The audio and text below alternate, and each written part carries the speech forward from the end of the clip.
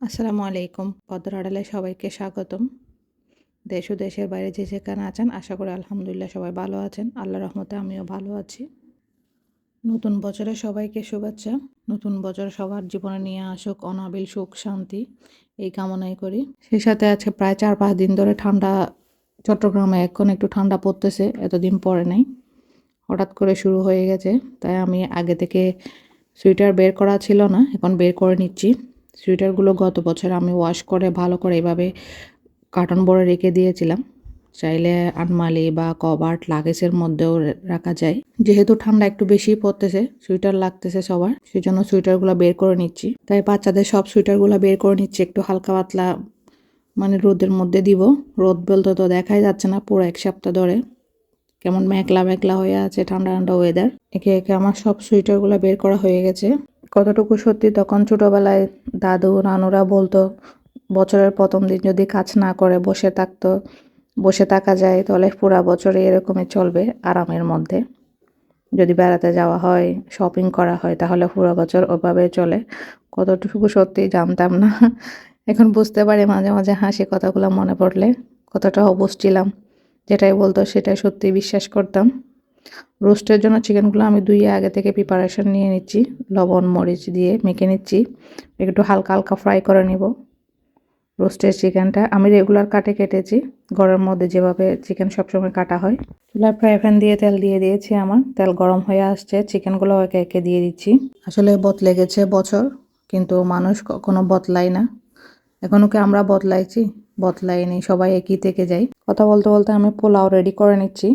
ঘিয়ের মধ্যে এলাচ, তেজপাতা, লং, দারচিনি সব দিয়ে দিচ্ছি, দিয়ে একটু নেড়ে চেড়ে এখন পেঁয়াজ দিয়ে দিব।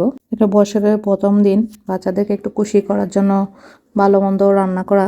রোস্ট, পোলাও, সে সাথে মিষ্টি। আমার বাচ্চারা চিকেন রোস্টটা বেশি পছন্দ করে, সে সাথে কালো জাম মিষ্টিগুলা। তো বাচ্চাদের আবদার, বলতেছে আজকে যদি প্রথম দিনের চিকেন রোস্ট পোলাও বানাও, সারা বছরে এভাবে বানাতে থাকবে, খেতে পারবো মজার মজার খাবার। আর কি ছোটো ছোটো মানুষদের ওদের আবদারগুলো পূরণ করার চেষ্টা করি। ভালো করে রোস্টের জন্য মশলাগুলো আমি কষে নিয়েছি, যেন মরিচের ঘ্রাণ সব কিছু চলে যায়। এবার চিকেনগুলো দিয়ে ভালো করে নেড়ে ছেড়ে দেব। সিম্পলভাবে বানাবো, একদম স্রেফ দুধ দিয়ে, কোনো বাদাম ইউজ করব না। নতুন বছর উপলক্ষে আসলে সবাই খুশি, বাট বাচ্চারা খুশি হতে পারতেছে না, যেহেতু নতুন বছরের প্রথম দিন ওদের বই দেওয়া হয়নি স্কুল থেকে, নতুন বই এখনো পায় নাই বাচ্চারা। কথা বলতে বলতে আমার চিকেন রোস্ট হয়ে গেছে, সাথে পোলাও হয়ে গেছে। এটাই দোয়া করি সবাই যেন সুখে শান্তিতে সুন্দরভাবে কাটাতে পারে। আমার বাচ্চারা চিকেন রোস্টটা বেশি পছন্দ করে, সে সাথে কালো জাম মিষ্টিগুলা। সে সাথে আমি কালো জাম মিষ্টিগুলা বানিয়ে নেব, কারণ বাজারে গিয়ে আনার মতো লোক নেই, সেই জন্য আমি ঘরের মধ্যে সিম্পলভাবে বানিয়ে নিচ্ছি। খেতেও অনেক মজা হয়। এখন হালকা তেলের মধ্যে হালকা হালকা ফ্রাই করে নেব। নতুন বছরটা সবার জীবনে সুখময় হয়ে আসুক, এটাই দোয়া করি। সবাই যেন সুখে শান্তিতে সুন্দরভাবে কাটাতে পারে। কথা বলতে বলতে কালো জাম মিষ্টিগুলো প্রায় কালার চেঞ্জ হয়ে আসছে আমার। এভাবে আমি এক সাইড করে ওগুলোকে উল্টে পাল্টিয়ে দিচ্ছি, যেন কালার হয়। চাইলে আরও বেশি গাঢ় কালার করতে পারেন, আমি একদম হালকাভাবে নিয়ে নিচ্ছি। চিনি শিরার মধ্যে দিয়ে দিব কালো জাম মিষ্টিগুলোকে।